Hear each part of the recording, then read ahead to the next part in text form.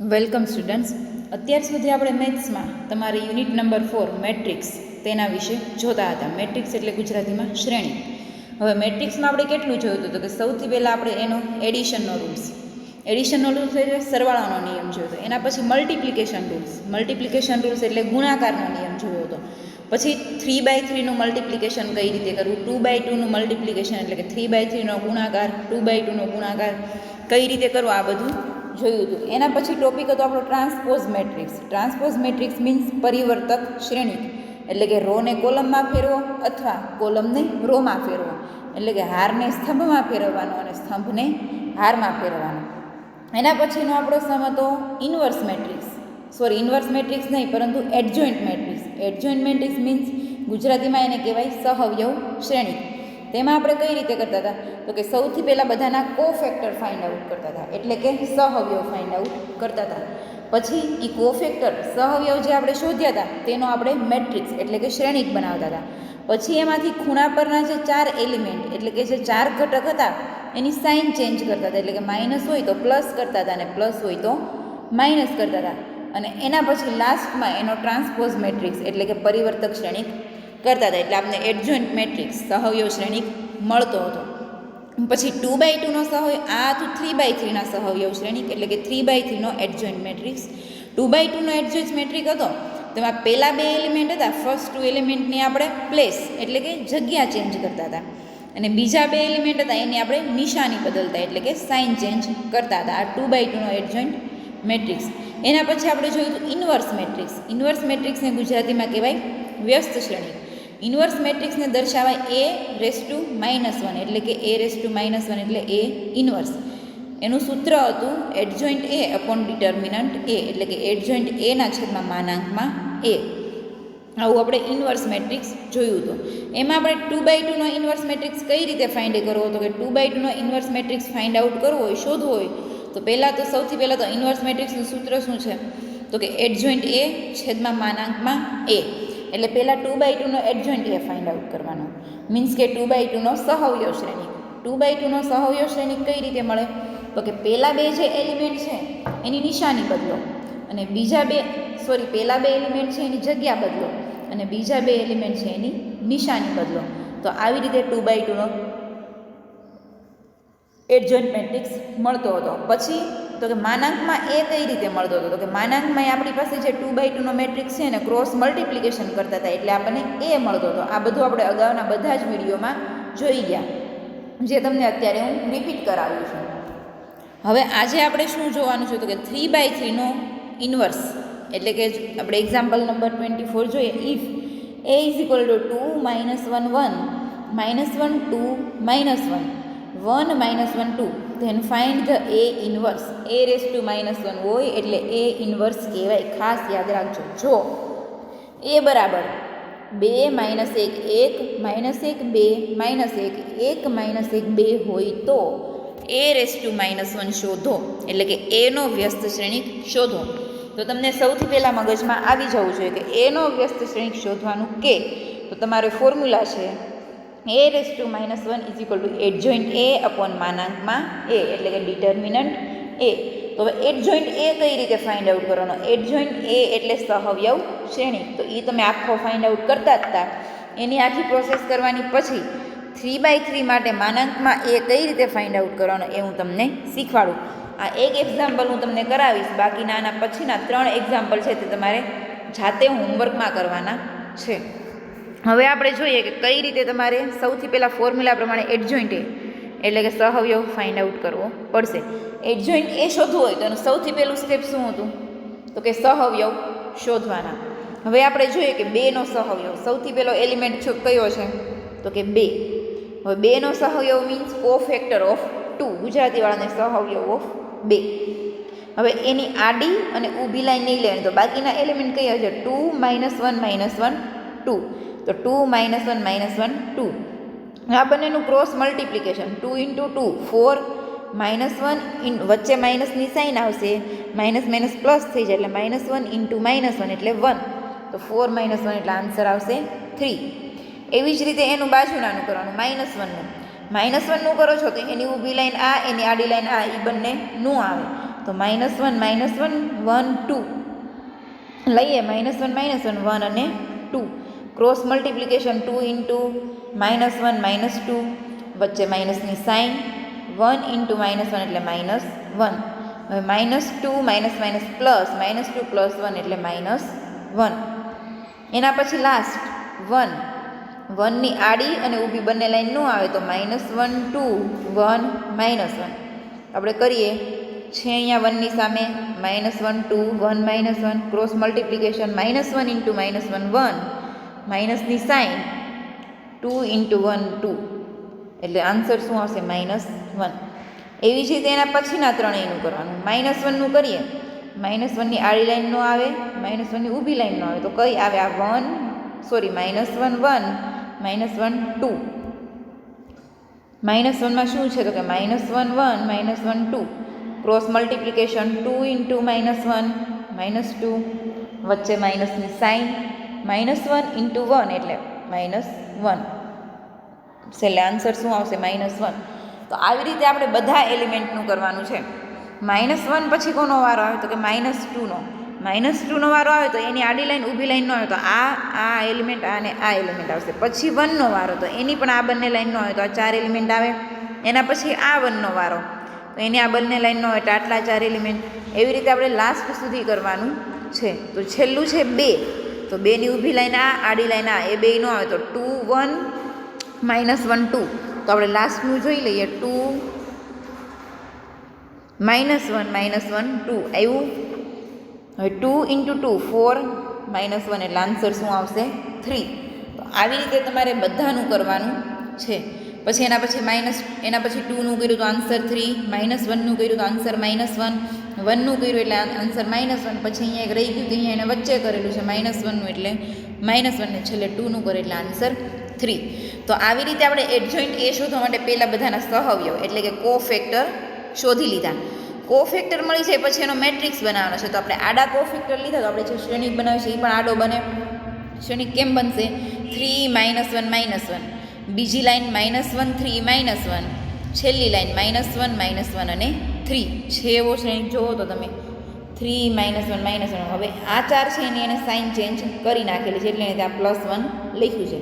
હવે એ બધાનો શ્રેણિક બનાવે એટલે તમારે ત્યાં લખવાનું કોફેક્ટર મેટ્રિક્સ ગુજરાતીવાળાને સહઅવયવ શ્રેણિક. સહઅવયવ શ્રેણિક કઈ રીતે બનશે ફરીથી આપણે જોઈ લઈએ. 3 -1 -1 -1 3 -1 -1 3. હવે સહઅવયવ શ્રેણિક બની જાય પછી આ 4 એલિમેન્ટ કે જે 4 એ 4 છે એ માઇનસ છે તો એની આપણે સાઇન ચેન્જ કરવાની એટલે એને 4 એ 4 માઇનસમાંથી શું કર્યા પ્લસ કર્યા. હવે સૌથી પહેલાં કોફેક્ટર ફાઇન્ડ આઉટ કર્યા એટલે કે સહઅવયવ ફાઇન્ડ આઉટ કર્યા. એનો જે આન્સર આવ્યો એનો મેટ્રિક્સ એટલે કે શ્રેણિક લીધો. પછી ખૂણા પરના જે 4 એલિમેન્ટ છે એટલે કે 4 છે ઘટક એની નિશાની બદલી એટલે કે બધા માઇનસ હતા એ બધાને પ્લસ કર્યા. હવે શું કરવાનું તો એનો ટ્રાન્સપોઝ મેટ્રિક્સ એટલે કે એનો પરિવર્તક શ્રેણિક લેવાનો. હવે આનો પરિવર્તક શ્રેણિક લઈએ એટલે એડજોઇન્ટ એ બરાબર આ રો છે એને કોલમમાં ફેરવીએ એટલે કે હાર છે એને સ્તંભમાં ફેરવીએ. 3 1 -1 1 3 1 -1 1 3 એટલે થઈ ગયો એનો પરિવર્તિત શ્રેણિક એટલે આપણે એડજોઇન્ટ એ મળી ગયો. પરંતુ આપણે શું જોઈએ છે એ ઇન્વર્સ. એનું સૂત્ર શું છે તો કે એડજોઇન્ટ એ અપોન માનાંકમાં એ એટલે કે ડિટર્મિનન્ટ એ. તો એ ડિટર્મિનન્ટ એ કઈ રીતે મળશે તો કે સૌથી પહેલાં તમારે માનાંકમાં એ બરાબર આપણું જે મેટ્રિક્સ છે જે શ્રેણિક છે એ રકમમાં આપેલું છે આખું લખી નાખવાનું કે 2 -1 1 વાળું આખું મેટ્રિક્સ લખી નાખ્યું. હવે કઈ રીતે આપણે આનો શોધવાનો છે ખાસ ધ્યાન રાખજો, સાવ ઇઝી છે. સૌથી પહેલાં આ 2 આપણે જેવી રીતે કોફેક્ટર એટલે સહઅવયવ ફાઇન્ડ આઉટ કરતા હતા એવી જ રીતે 2 -1 અને 1 ત્રણેયનું કરવાનું છે. 2નું કર્યું આડી ઊભી લાઈન ન આવે તો 2 -1 1 2 પછી વચ્ચે માઇનસની સાઇન આવશે. પછી આ -1નું કર્યું આડી ઊભી લાઈન ન આવે -1 1 1 2 પછી પ્લસની સાઇન. હવે ખાસ ધ્યાન રાખજો કે તમે જ્યારે કોફેક્ટર મીન્સ કે સહઅવયવ કરો છો ત્યારે માઇનસની સાઇન જ આવશે, પરંતુ જ્યારે તમે 3/3નો આવી રીતે સહઅવયવ શોધો છો ત્યારે એકવાર માઇનસ અને એકવાર પ્લસની સાઇન આવશે. તો અહીંયા માઇનસની સાઇન આવી, પહેલાં માઇનસની સાઇન તો બીજી વાર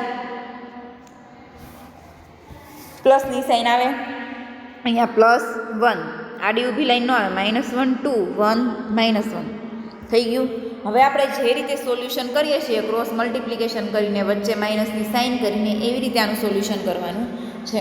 હવે 2/2 નો શ્રેણિક હોય તો આપણે સીધી રીતે આવી રીતે સોલ્યુશન કરીને મેળવી શકીએ, પરંતુ આ 3/3 નો શ્રેણિક છે તો એમાં આપણે ડિટર્મિનન્ટ એ એટલે કે માનાંકમાં એ તમારે તે કઈ રીતે ફાઇન્ડ આઉટ કરવાનો, કઈ રીતે શોધવાનો, તો કે 2 એના કોફેક્ટર એટલે કે એનો સહવયવ, વચ્ચે માઇનસની સાઇન -1, બીજી વાર પ્લસની સાઇન એટલે એકવાર માઇનસની સાઇન અને બીજી વાર પ્લસની સાઇન.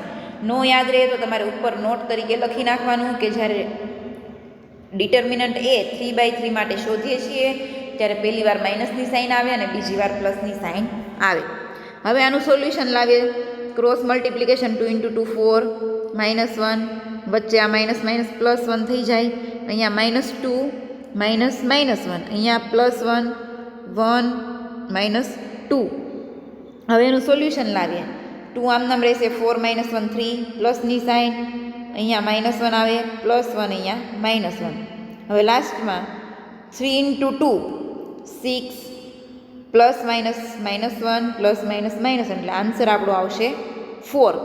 હવે લાસ્ટમાં આપણે એ ઇન્વર્સ જોઈએ છે. એ ઇન્વર્સની ફોર્મ્યુલા એડજોઇન્ટ એ અપોન માનાંકમાં એ ડિટર્મિનન્ટ એ.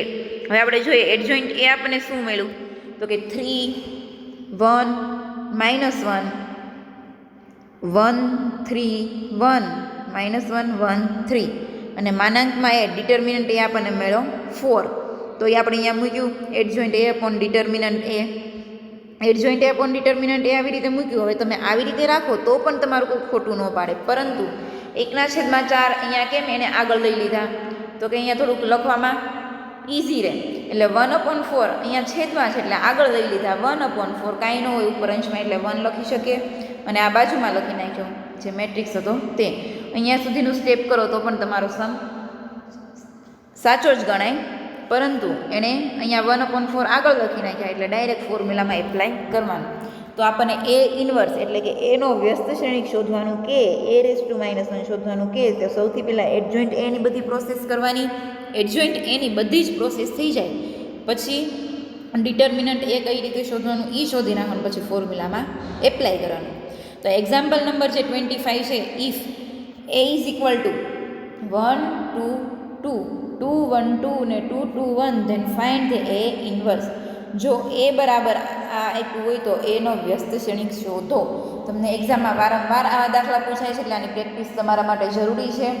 આ સમ તમારે હોમવર્કમાં કરવાનો. સૌથી પહેલાં બધાના કોફેક્ટર એટલે સહવયવ શોધો, પછી કોફેક્ટરનો ટ્રાન્સપોઝ મેટ્રિક્સ એટલે કે કોફેક્ટર છે એનો મેટ્રિક્સ એટલે કે શ્રેણિક બનાવો, 4ની નિશાની બદલો, પછી એનો પરિવર્તિત શ્રેણિક લો એટલે એડજોઇન્ટ મળી ગયો. પછી 3/3 માટે એ શોધી નાખો એટલે લાસ્ટમાં પછી ફોર્મ્યુલામાં એપ્લાય કરીને ડાયરેક્ટ મૂકી દેવાનું. પછી એના પછીનો સમ પણ તમારે હોમવર્કમાં કરવાનો. Example number 26, if a = 1 0 3 2 -1 2 3 1 0 then find the A inverse. જો એ બરાબર આ શ્રેણિક હોય તો એને વ્યસ્ત શ્રેણિક શોધો. આની હું તમને PDF મોકલી દઈશ જેથી કરીને તમારે જો આન્સર જોવો હોય તો ઇઝીલી જોઈ શકો. એટલે આ સમ પણ તમારે આપણે જેમ કર્યો તેવી જ રીતે હોમવર્કમાં કરવાનો છે. એના પછીનો example number 27, if a = 3 2 0 -3 -3 -1 4 4 1 then find એનો ક્યુબ = a ઇન્વર્સ. એટલે કે એ બરાબર જો આ શ્રેણિક હોય તો શોધો એનો ક્યુબ બરાબર a ઇન્વર્સ છે. હવે આપણે અગાઉ જોઈ ગયા કે એનો ક્યુબ તમે કઈ રીતે ફાઇન્ડ આઉટ કરશો, તો કે સૌથી પહેલાં a × a. હવે એનો ક્યુબ એટલે શું થાય, તો કે a × a તો 3નું મલ્ટિપ્લિકેશન એટલે 3નો ગુણાકાર એક સાથે પોસિબલ નથી. તો સૌથી પહેલાં a × a કરો. a × a થઈ જાય, એનો જે આન્સર આવે એનું મલ્ટિપ્લિકેશન ફરીવાર a સાથે કરો એટલે એનો ક્યુબ મળે. એટલે એ આપણને એવું સાબિત કરવાનું કહે છે કે એનો ક્યુબ બરાબર a ઇન્વર્સ છે. તો આ સમ તમારે થોડોક મોટો થશે. સૌથી પહેલાં તમારે એનો ક્યુબ ફાઇન્ડ આઉટ કરવાનો છે, એનો ઘન શોધવાનો છે. એનો ઘન શોધાઈ જાય પછી એ ઇન્વર્સ એટલે કે એડજોઇન્ટ એ અપોન ડિટર્મિનન્ટ એ. લગભગ આમાં મોટા સમની બધી મેથડ આવી જશે. 3/3 ના જે છે તે કે એનો ક્યુબ એટલે કે a × a, એનો જે આન્સર આવે એનું મલ્ટિપ્લિકેશન એ સાથે કરો અને પછી એમના માટે એ ઇન્વર્સ શોધવાની. એ બંને સેમ છે એવું તમને સાબિત કરવાનું કે છે. જો એને એનો ક્યુબ એટલે પહેલાં એ સ્ક્વેર છે એટલે કે એ ઇન્ટુ એ. હવે મલ્ટિપ્લિકેશન કઈ રીતે કરવાનું એ તો તમને લોકોને યાદ જ હશે. પહેલી રો એનું આ ત્રણેય કોલમ સાથે આન્સર એના એવા, બીજી રો એનું પાછું ત્રણેય કોલમ સાથે, ત્રીજી રો એનું ત્રણેય કોલમ સાથે, પહેલી હારનું ત્રણેય સ્તંભ સાથે, બીજી હારનું ત્રણેય સ્તંભ સાથે ને ત્રીજી હારનું ત્રણેય સ્તંભ સાથે. એવી જ રીતે પછી એ સ્ક્વેર આવે ને પાછું એ સાથે કરો એટલે એ ક્યુબ તમારો આન્સર આ આવશે. એના પછી પાછો એડ જોઈન્ટ શોધવાનો. એડ જોઈન્ટ એ આપણે તમે શોધો છો તો એનો આન્સર પણ જોઈએ આપણે સેમ આવે છે. તો બંનેનો આન્સર શું આવે તો કે સેમ જ આવે છે. તેથી છેલ્લે તમારે લખી નાખવાનું કે સમીકરણ 1 અને 2 પરથી સાબિત થાય છે કે ડાબા બરાબર જબા. From equation 1 and 2 we can prove that LHS is equal to RHS. So A cube is equal to A inverse. આટલું તમારે આજના હોમવર્કમાં કરવાનું છે. એક સમ મેં તમને કરાવ્યો, એની જેવા 3 સમ હોમવર્કમાં આપ્યા. ખાસ કરીને તમારે ફેરબુક બનાવીને આ બધા જ સમ હોમવર્કમાં લખવા, જેથી કરીને એક્ઝામ સમયે તમે વાંચવા બેસો તો તમે ઇઝીલી રીડ કરી શકો. અને આ ટાઈપના જ બધા સમ તમને એક્ઝામમાં પૂછાય છે. એટલે આ સમ ખાસ કરીને હોમવર્કમાં કરવાના છે. આના પછી આપણે એક જ મેથડ બાકી રહેશે. પછી આ ચેપ્ટર મેટ્રિક્સ એટલે કે શ્રેણિક છે આપણે અહીંયા પૂરું થશે. સાવ ઇઝીમાં ઇઝી યુનિટ છે એટલે ખાસ કરીને ધ્યાન દેવું અને બધા લેક્ચર જોઈને રિવિઝન કરી લેવું. Thank you students.